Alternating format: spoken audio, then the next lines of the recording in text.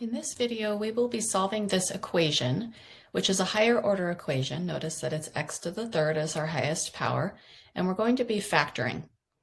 So the first thing to notice is that you probably haven't learned any strategies to solve a third power equation, in other words, a cubic. However, we can use strategies that we already know how to do, such as the zero product property. If we can factor this equation fully on the left side, then we can set each factor equal to 0 using the zero product property, and that will allow us to solve this, this cubic equation. So we want to see if this is factorable. Now I notice the second thing is that I have 4 terms, 1, 2, 3, 4. And so I can factor this thing by grouping, by splitting it into 2 groups. So looking at my first group, I'm going to look for the greatest common factor between x cubed and 7x squared, which I believe would be x squared.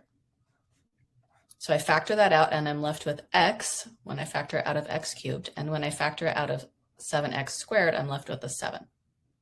Now I'm going to do the same thing over here. I'm looking for the GCF between -4 and -28. So I'm going to factor out a -4. Now, while there would be nothing wrong with factoring out a +4, that would leave me with negatives still within the parentheses. And I want positives because this one over on the left is positive. So if I factor out a -4, I'm left with an x plus 7. And then this whole thing set equal to 0. So this is looking good because I have an x plus 7 that's common to both of them. So now I can factor out that, and I am left with x squared from the first term minus 4 from the second term. Now at this point we are factored, but there are 2 options that we could do here. So I notice that this is a difference of 2 squares, x squared minus 4. Those are both perfect squares. So I could factor this x squared minus 4 more. So I could factor that into 2 binomials. And again, difference of 2 squares is we're going to take the square root of the first and put it in the first spot, take the square root of the second, put it in the second spot, make 1 minus, make 1 plus. Now this leads me to 3 factors. I can set each piece equal to 0 and solve. I'm going to end up with 3, x minus 2 equals 0 and x plus 2 equals 0.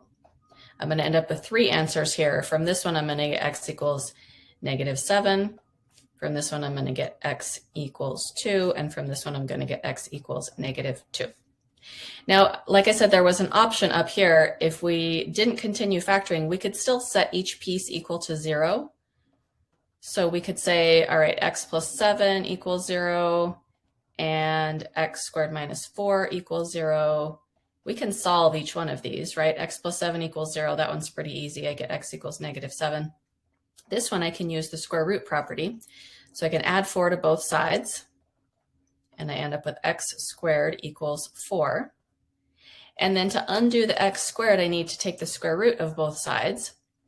But I also need to recognize that 2 is a valid solution to this equation, but also -2 is, because 2 squared makes 4 and -2 squared also makes 4.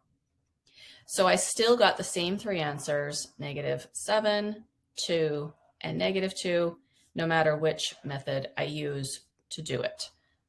So either way is perfectly fine.